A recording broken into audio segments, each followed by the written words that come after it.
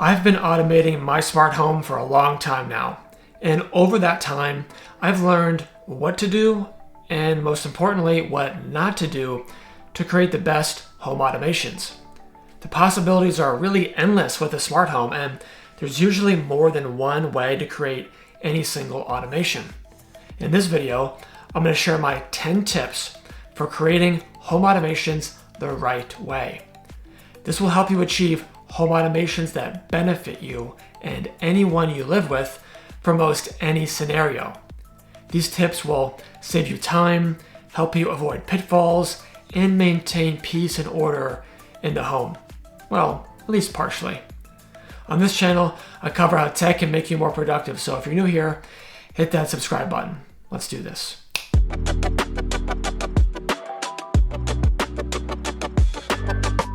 My top 10 tips will focus on Home Assistant, which is my home automation platform. However, most tips are broadly applicable no matter the smart home hub or home automation platform that you are using. Let's dive right into my first tip for creating home automations the right way. Be useful. When you're thinking about new home automation ideas, a good starting point is to consider what repetitive tasks you could automate, or what pain points do you experience in managing your home. This mentality is especially useful if you live with others and want to create home automations that work for the entire home. By working backward from a customer problem, your automations will deliver incremental value. This may be saving you time and money or making your home more comfortable and secure. Automations that deliver immediate utility are a great way to demonstrate the benefits of a smart home to any of the skeptics. The second tip is to use all 4 types of smart home control. When I got started in smart home, I thought the cool thing was to control everything by voice. But voice control isn't ideal every time you want to do something. It also doesn't work as well for guests or young household members. And it can get tiring to speak everything into being. But voice control does have its place. That's why I try to leverage 4 types of control whenever possible in my smart home: mechanical switches or buttons, app, voice, and automations that just run in the background. One type often works better than another in a particular situation or for particular users. For example, mechanical switches and buttons are intuitive to any guest or younger person in your home, or for anyone who just likes a physical input.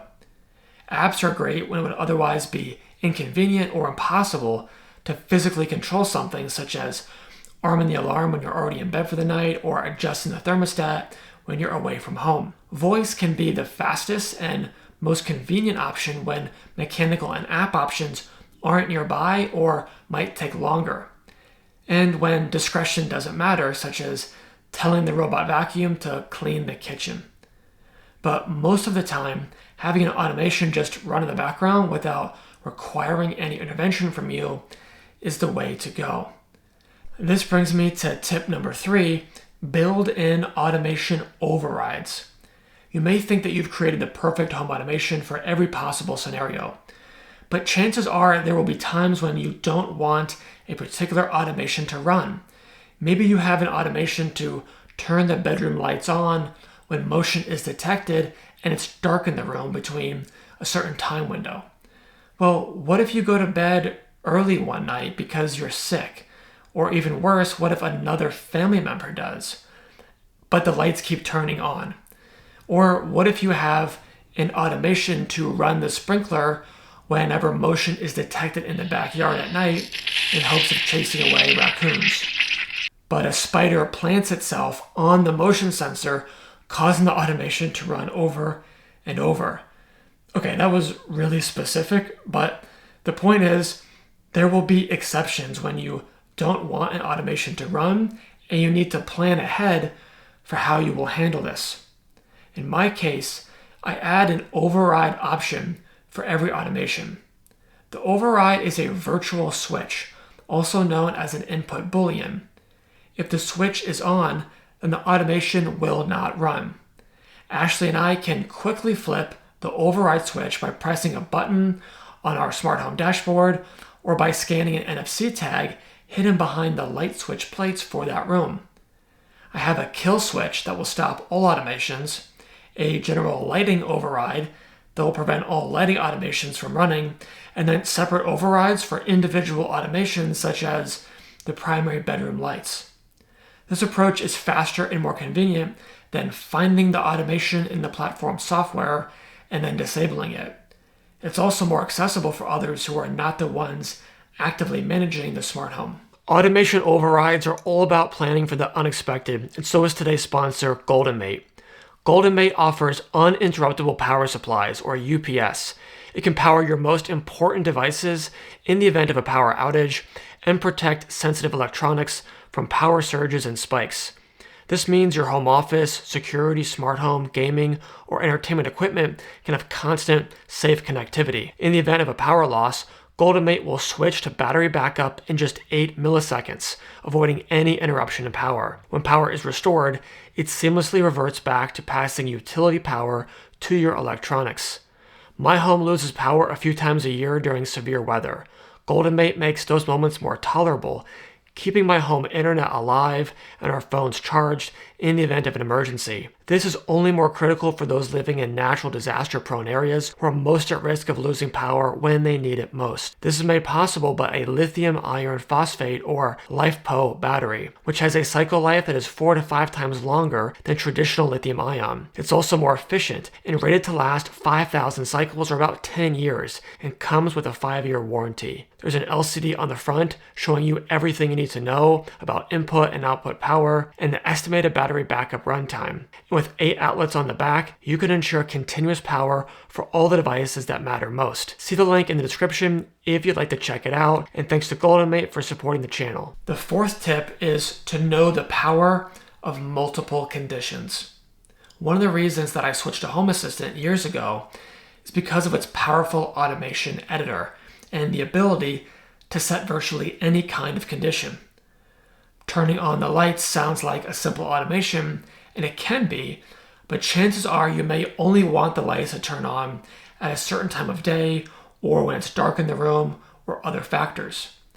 Conditions allow you to tailor an automation to the preferences of your household, but you also want to make sure the automation truly only runs when you want it to. This is especially important if an unexpected automation trigger may result in making your home less secure. For this reason, I like to include multiple conditions that all must be true for the automation to run. I'll have what I call the primary condition and then the backup condition. The primary condition is what you originally had in mind for the automation to trigger. The backup condition is a failsafe to avoid something going wrong.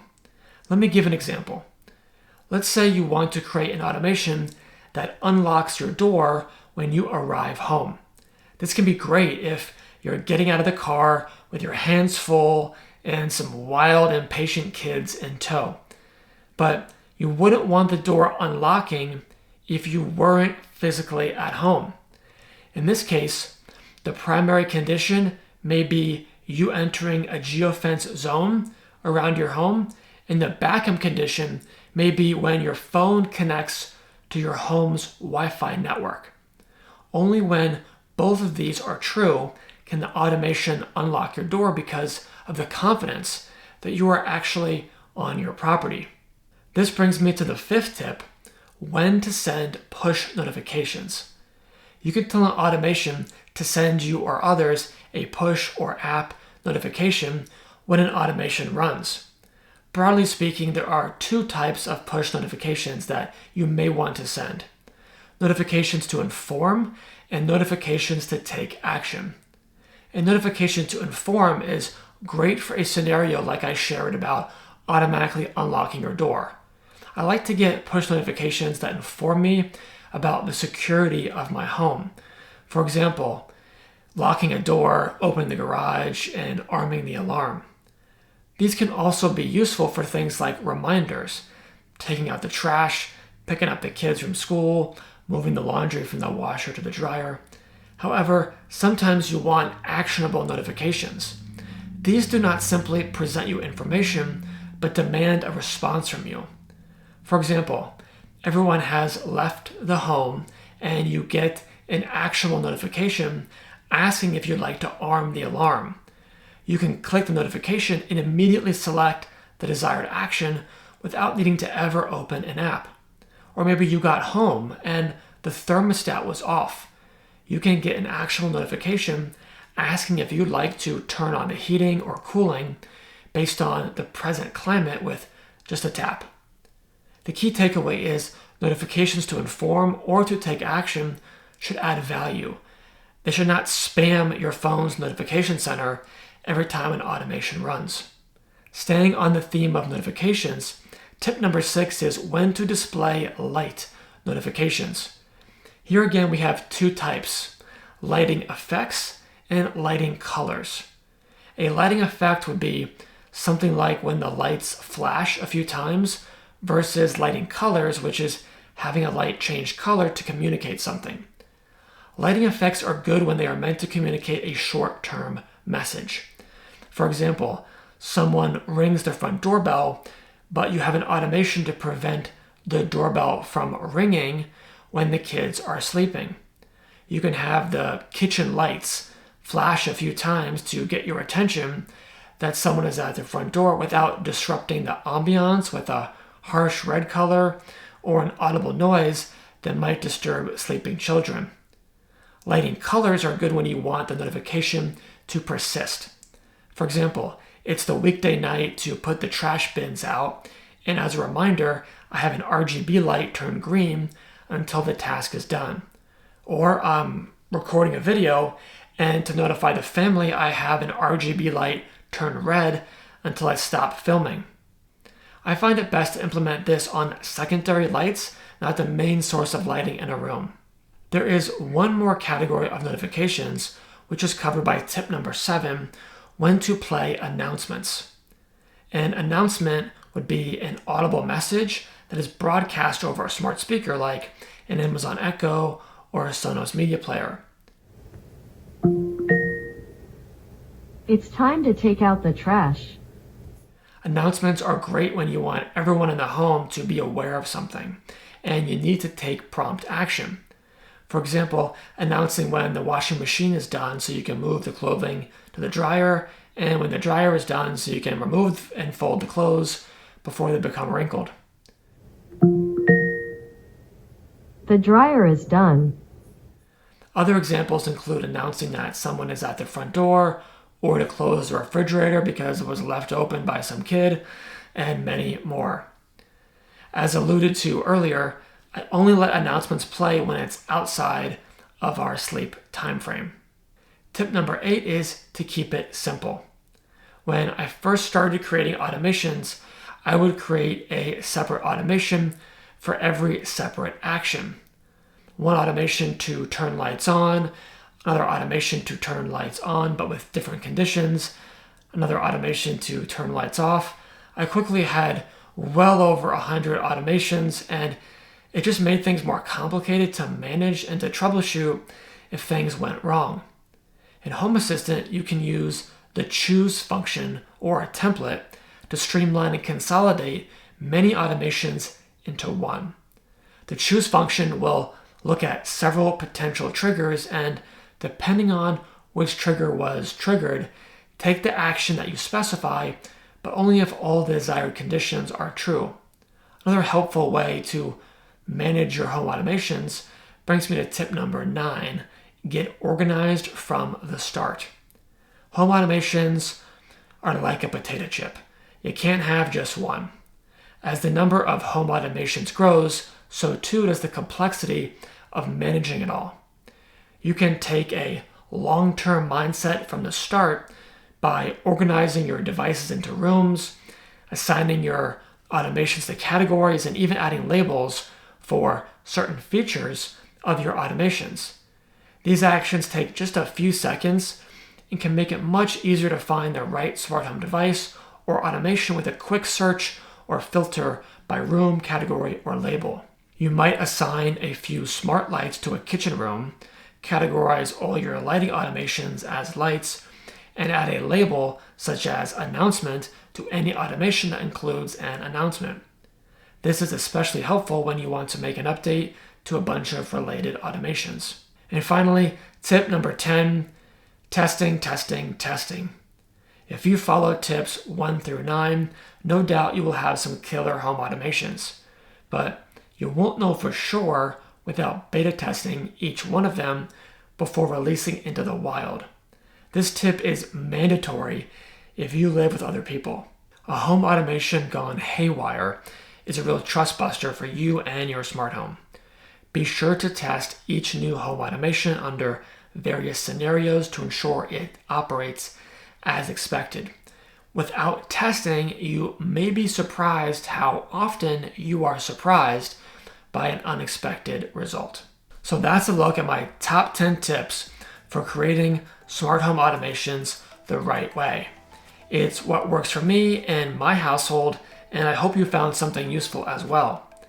Let me know in the comments if you have other tips for dialing in the perfect home automations. If you're interested in home automation ideas, you'll want to check out the playlist here. Hit the like button if you found this helpful, and subscribe to the channel for tech reviews and tutorials that help you become more productive. Thanks so much for watching, and I'll catch you in the next one. Hey Ashley, I'm working on a video about how to create home automations the right way. Any tips you would have for it? Communication? What do you mean? Oh, you mean communicating with you and the kids about a new automation I'm planning, but before I implement it? When have I ever not done that?